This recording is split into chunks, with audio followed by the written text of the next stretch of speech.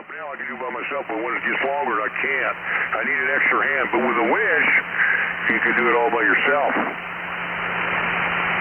Yeah, absolutely. Well, if you ever need a hand, let me know. But that would be, I think, like my son said, he could attach, make it to where the winch could do all the work. You want to let it down and just, make it. So I thought, well, that's pretty cool. So we'll see what he can come up with. But looking forward to it.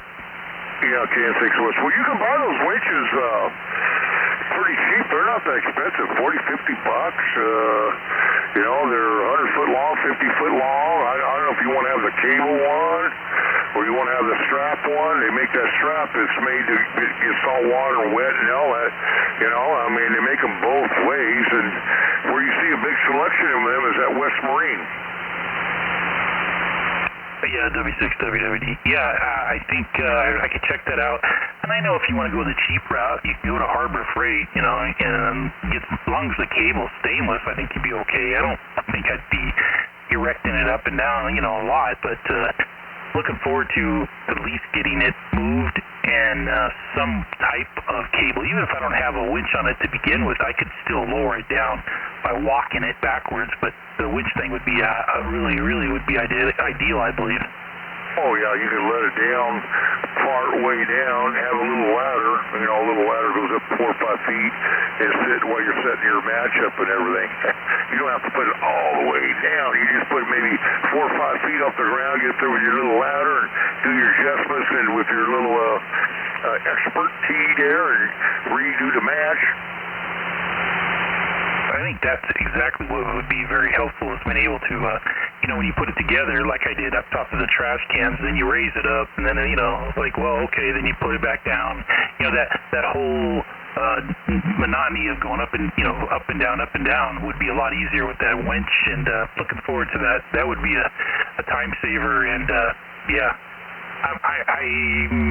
I'm hopeful it'll all come out pretty well. It looks good so far.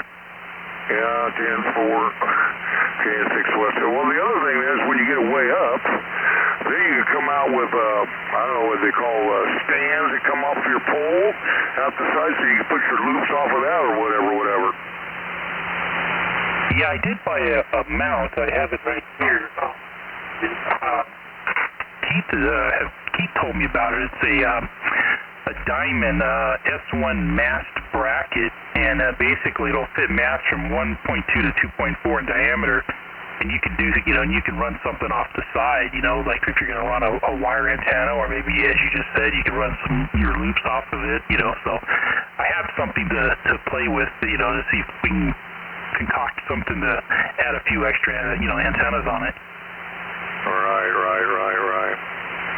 Real good. Hap's real. I talked to him the other day. I talked to him Saturday. I called him up. He's real happy with it. And I was talking to him, I said, how much that radio cost? Because he's got one of those radios, BCI. He said, that radio was $1,400. From that place next door to Yesu? Yep. Jeez. Well, highway robbery, huh? Yep, you can buy a 29A Yesu, have it opened up, and get on that frequency for $160. Yeah, I imagine. Excuse me. Wow. Those, I guess they classify those as specialty, huh? For the racers. So the racers are just kind of like they're between a rock and a hard place. They just got to buy what's available. Well, a lot of those people got those race cars. They go there because they got race equipment, right? The helmets, the air filtration for the helmets, everything. And they so happen to have the radio, so they don't look any further. Everything's there. Think about it. Right. One-stop shop. Right. And they don't know to do more research. You think, well, this is it. This is the only thing that's available for the race car. Blah, blah, blah, blah, blah, blah, blah, blah. So I can see that.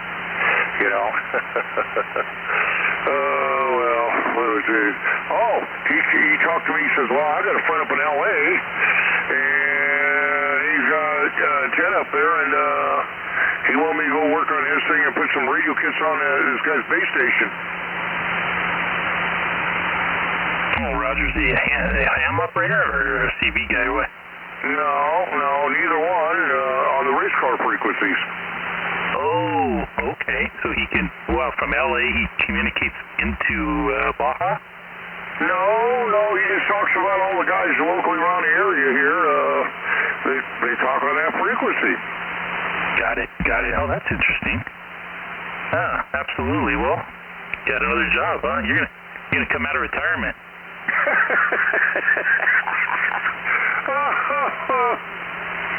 Yeah, Hap finally said the other day to me, because I never mentioned, he said, well, what are you for? You blah, blah, blah, blah, blah. And I said, well, I didn't get into that yet. I said, I ain't worried about that, Hap, not with you. What I'm worried about is getting everything all together first. Yeah, I'm not worried about him either. Yeah. Yeah, well, he's going to have you do some more trucks. He's going to keep you busy there. Oh, yeah.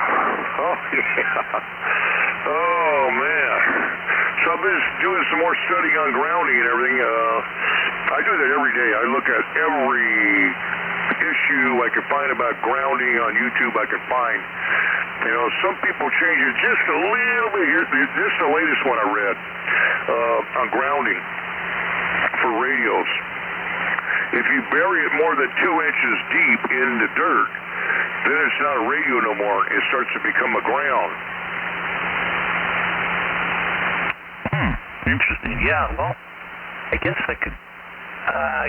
yeah. I don't know. I'm not that savvy on it. I know that all my ground or my radials are, above ground. Right. So that makes it a true radio. So if you bury it more than 2 inches below the surface in the dirt, the radio starts to become a ground.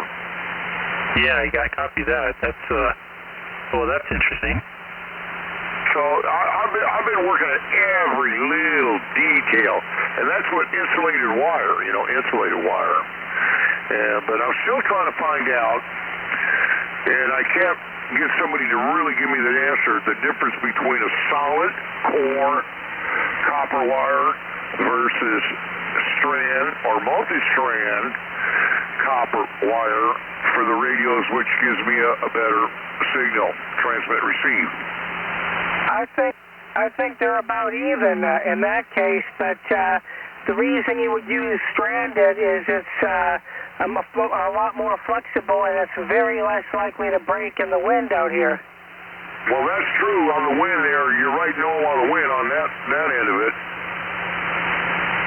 But I don't know that there would be much difference as far as increasing or decreasing signal. I think they'd be about even. And I don't see why they wouldn't be about even, but hey, I could be wrong. I don't know, but I'm sure trying to find out. Well, as far as I know, the advantage of the stranded is the flexibility and less likely of breakage. That's true of the flexibility for the wind and everything. You are right on that.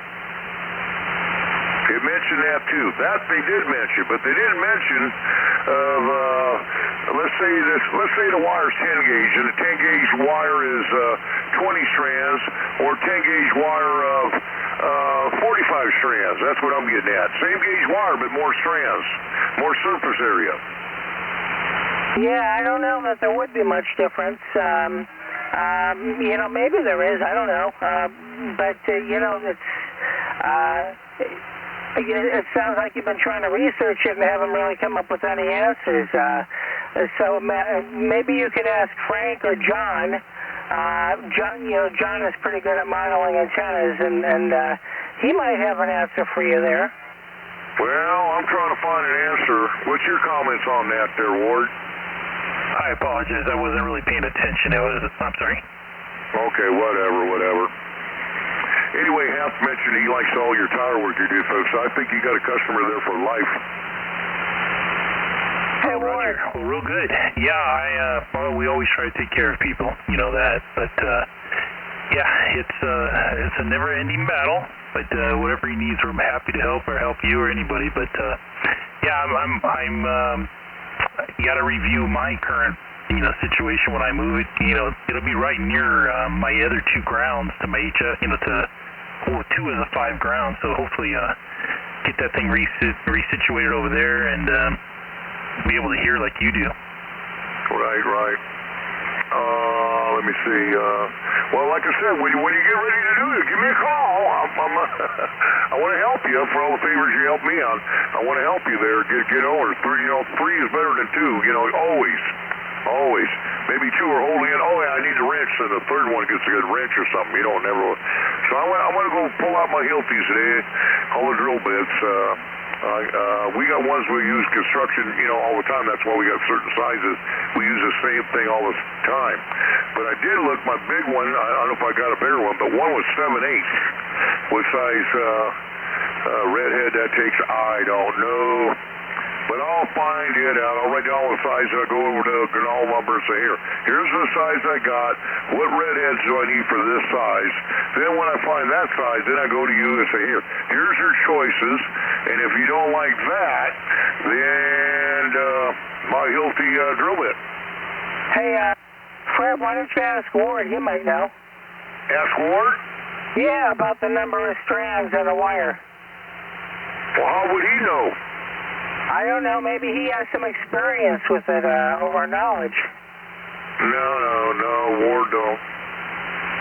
Oh, okay. Anyway, Ward, so 7/8. I don't know what size that's going to, you put a redhead in there. So remember, it's going to be bigger, so maybe that's going to be half inch, 5/8, or 3/4? Yeah, I don't know. I'd be curious, but I appreciate. Thank you for the offer, the help, and the Hilti. Yeah, I mean, we're just going to have to, get it over here and see what bits you have. I'm sure everything you've got is big enough to hold. It's only, it's a 1/4-inch steel plate, 24 by 24, and then this, I guess it would be the assembly to hold the mast, like the tilt mechanism. So I don't think it's got to be anything super big. You probably got something in your Pelican box. Well, yeah, I got that. Well, the other way to do it is come over here and I open up the Pelican box, and I sharpened all the drill bits before I moved over here. When I shut down the harbor, I had my guy sharpen up every drill bit, so they're all sharp. So then you can pick out the one you need. I got a bunch of drill bits. Well, now I could finally be the sharpest tool in the shed, huh? Yeah.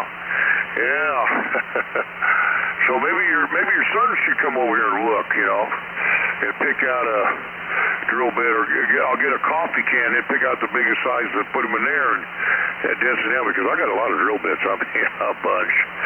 And then get that big drill bit out, and that's to drill the hole. I don't know if the Hilti can drill that. I never have, but I have a big drill to drill the hole, and then I got the big Hilti. So, but like I said, I cleaned up one drill bit, and I cleaned up the others. I put some holes through my fence, and when I cleaned them up and wire brushed them and put them on the grinder there and cleaned them all up, boy, it cut through the hole faster. I cleaned them up, made a big difference. So I'm going to clean the other ones up. I only cleaned the one up, the one I used. And I noticed it the other day when I looked at it was 7/8. I don't know if I got a bigger one or not. I don't know. But anyway, so I'm going to write that stuff down today. Go over there, write down that information, say what size redhead. You know what a redhead is, don't you? Yeah, usually she walks around. No, I think I've seen those in the drill bit section, correct? Yeah. You drill a hole in the concrete, and then you take the bolt out of the redhead, and you take the redhead, the housing, and you pound it down in the concrete. Okay, now you put your plate down, you got your hole on your plate, and then you put the bolt, and as the bolt's going down into the redhead expands out, makes it tight. Roger. Yeah, my son's got some. I don't know if they're 5/8. I think when he did some eyelets into the concrete wall for the guide wire for the mast.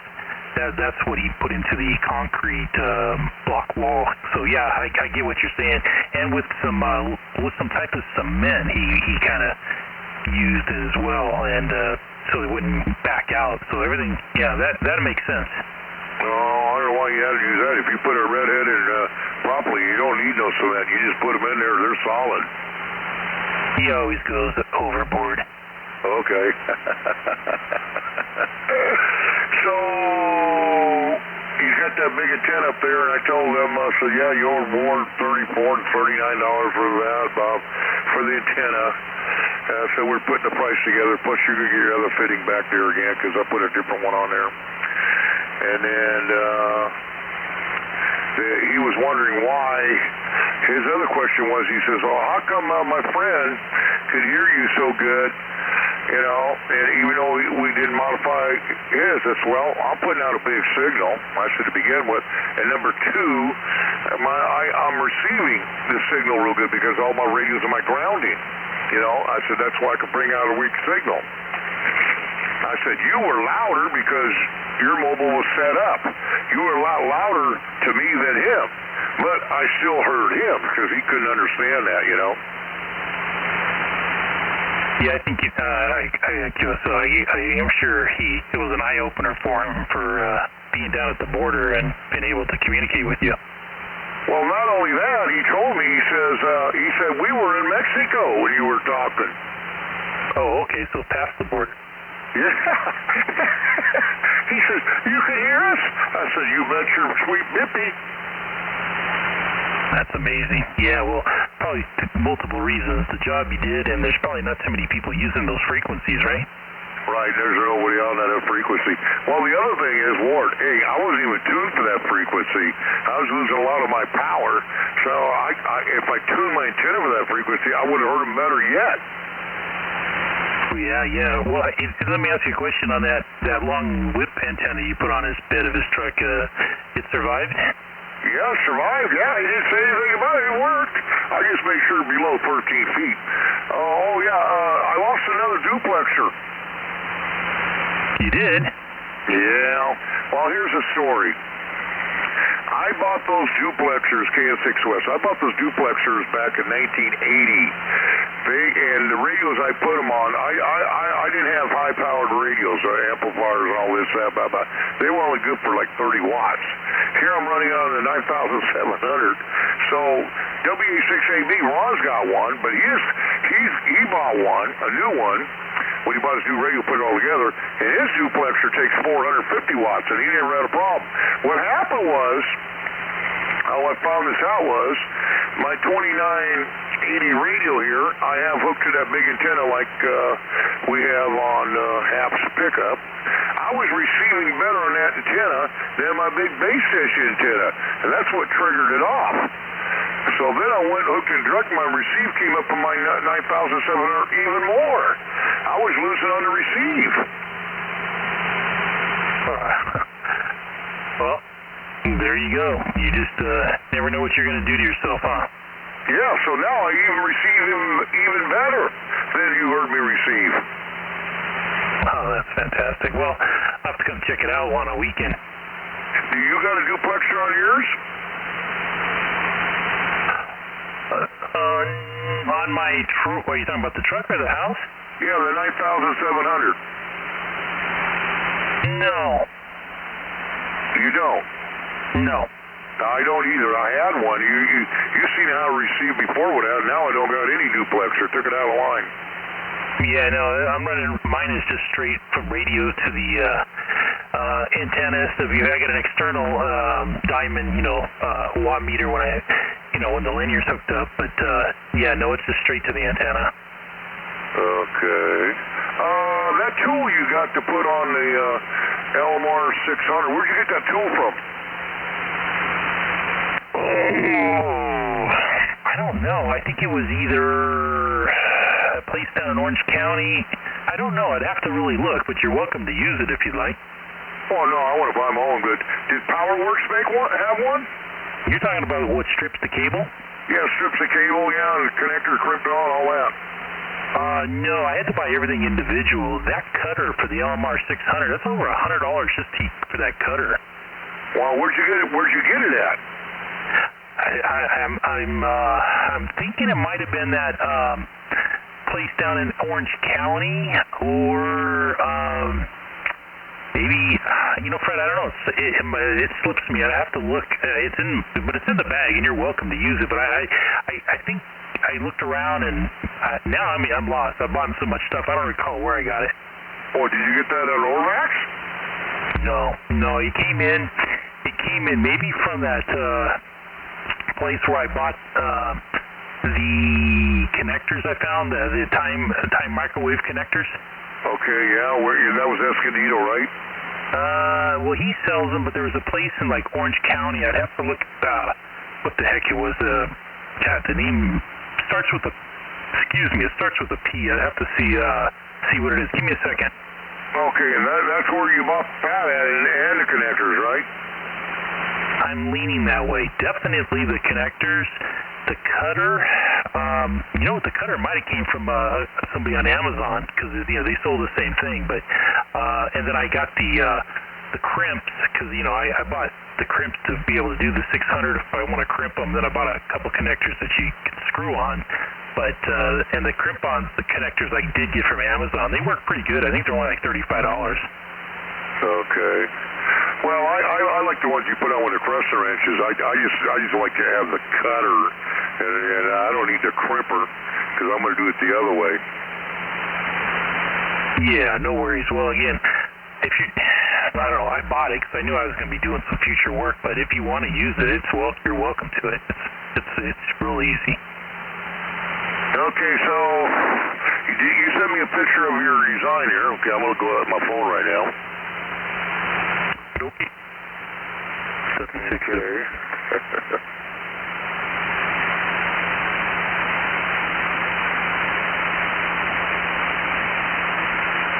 Where will that be? Are you messages?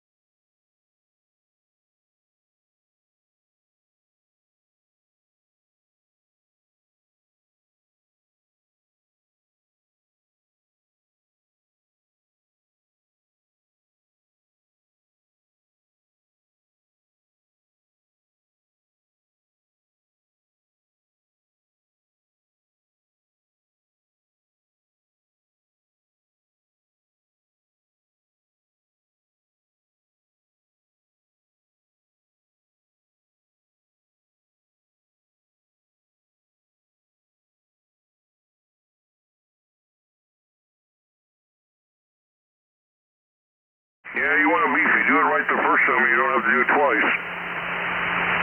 Yeah, I'll see. My son has it at the shop. I'll see if he can send me some more pictures of it just so I can show you.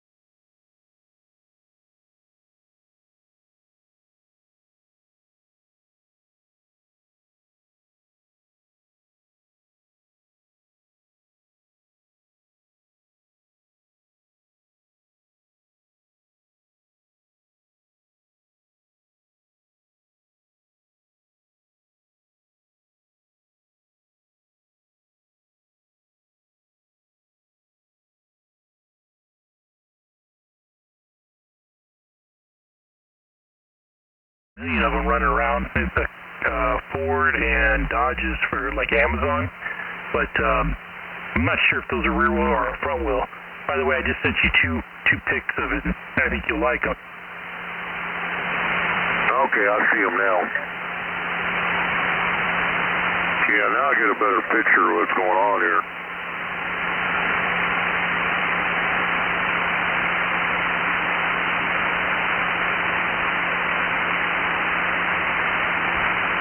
So that little van he's got, that's diesel, huh? Roger. And you can stand up in that thing without hitting your head? Yeah, I can. I'm taller than he is. Yeah, it's got a tall cavity in there. Yeah. Well, I'm thinking about that's what I want to get. You know, I'm older now. I want to start traveling, but I used to drive diesel trucks, and so I want to have something I can put a lot of my radios in. And then the test we ran with Keith versus his car and his van always put out a bigger signal because it had more metal. Of course, the van I'm looking at is going to be bigger than his van, so that'll give me a bigger signal yet. Yeah, absolutely. Well, yeah, you can get those things pre-made, or you can actually get them kind of, just like a utility van like his, and you can get it all. You can put in your own windows. You can do all the work, or have a company do it probably for less than buying it from directly pre-done at Mercedes. Yeah, I don't want all that stuff in there. No, because I'm going to make up my own table and put my radios on like I got here at home. I want that thing 2 inches thick. I want everything solid, mounted solid in there when I'm driving around. It ain't bouncing around here and there. I want it solid. Roger, W6WWD. Yeah, absolutely. Did you take a look at that top of that tilt base? See how thick that is? Yeah, I see that. I think that'll work, right? Yep. I can hardly wait till we do all the testing and get this thing going. Yeah, me too. I gotta make sure keep his rear busy. Tell him to get this thing done. Oh, I showed your son about my. I don't know if you were here when I gave him the demonstration, but I showed him my spitter on the air tank. Did he tell you about that? I know you and I have spoken about it before, and I think, in fact, we were there when it spit on the outside. Remember? Yeah. Did he like that? Yeah, I don't think he's done it yet, but that is an excellent way to do it.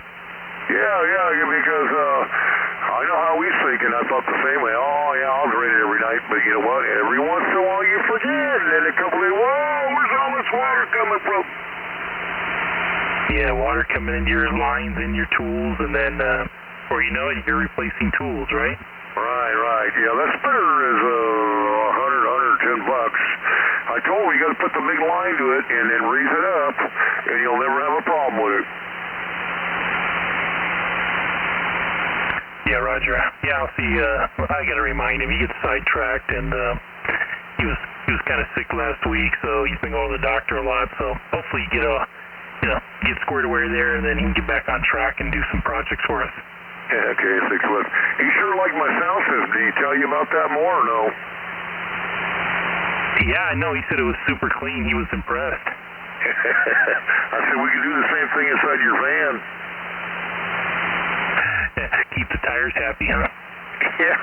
I said we can, he said, you get that same sound? I said, yes. I took him into my garage. I said, here's smaller speakers on a smaller setup, but I got the choke and everything I played it for him. He goes, whoa. I said, yeah, you can do it inside your van. Yeah, that van's only got 2 seats. It's got the wall right behind you. I don't think he needs that to blow him out of the seat.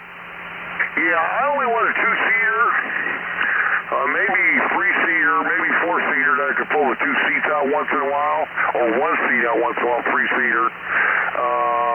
How's that going to work? What if I put a bench in there? I took the seats out and put a bench there, and on the bench I put safety belts. Would that be legal?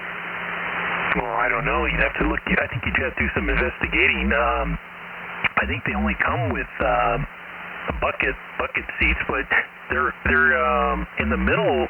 There is room in the middle, but I guess it would have to be somewhat of a custom bench seat, wouldn't you believe? Yeah. Well, see, I want to have it so I can get out of my seat and walk between the 2 seats and walk back in the van. So I don't want nothing in my way because I'm going to walk back in my radio room. I'm guessing, this is only a wild guess, you'd want to stick with the buckets. Yeah, I want the buckets, yeah. But I was talking about putting a bench seat in the back on one side of the wall because my radios are on the other side of the wall. Oh, I think it's whatever you feel like doing. You can customize it, I'm sure. Yeah, so my seat would be that wood I bought from Home Depot. It's 8 feet long and 4 feet wide. Of course, I could trim it a little bit, and it's 2 inches thick.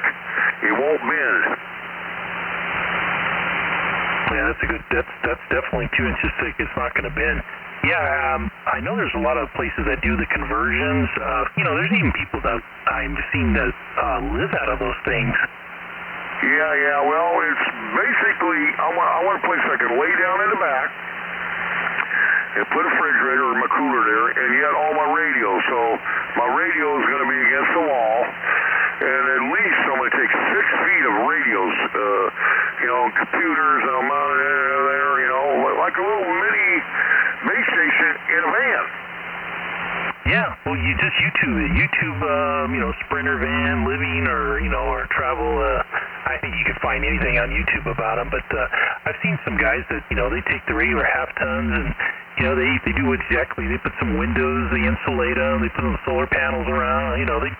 That's their bug out or their toy to go camping in. Yeah, I definitely want to get some insulation underneath. I've seen a lot of guys, you see that stuff with KF6 West, they spray that insulation in bed pickups. I want to spray that underneath, cool all that up, so it makes it more quieter inside when you're going down the road. W6WWD. Yeah, absolutely. Yeah, I think the sky's the limit, What my son did is he took that over to Line-X, the Line-X that they spray the bed liners with? Yes, that's what I'm talking about, yeah.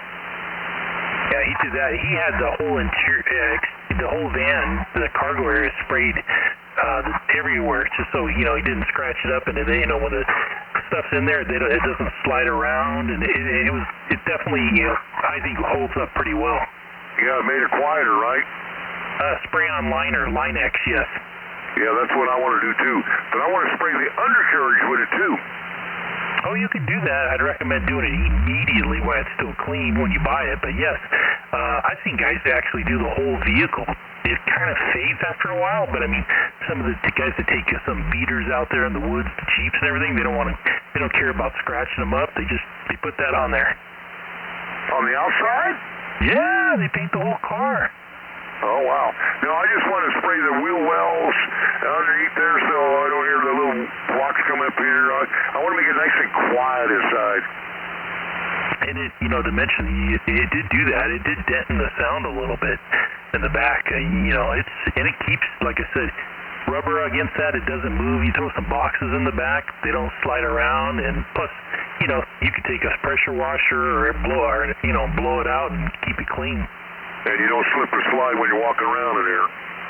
Absolutely not. No, they did it right. And next time it's empty, I should show you.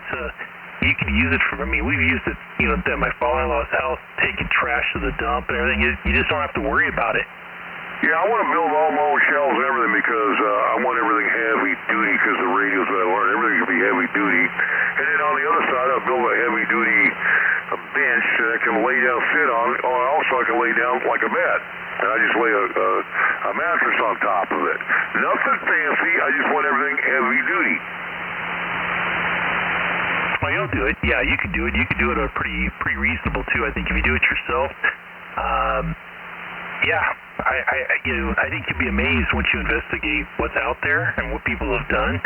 They've like I said, put refrigerators. I mean, they've done everything. It's a pretty cool deal. I keep threatening my wife, man, I'm gonna take the van, build it up, and I'm gonna hit the road. Another thing I've seen that Ford's got, I don't know if Mercedes got, you can sit in the front seat and it swivels all the way around the other way to the back. I want to have my seat so when I'm sitting in the driver's seat, I can just pull the pin and just swivel the seat and turn around. Oh, I think you could do that. I mean, they do those in big coaches and things like that. Yeah, I think sky's the limit. If your pocketbook's got the room, you can get anything for them. I like the way you say it, if it's got the room.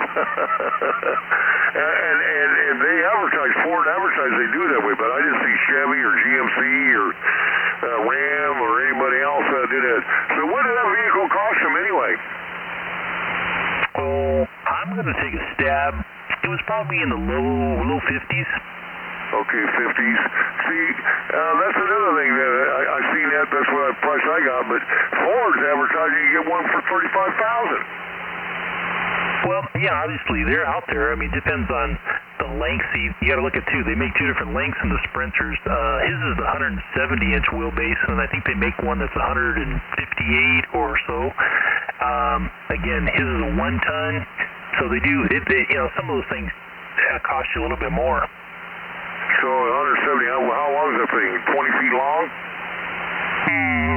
Close. I mean, yeah, it's a little shorter than my truck, but it's a big unit.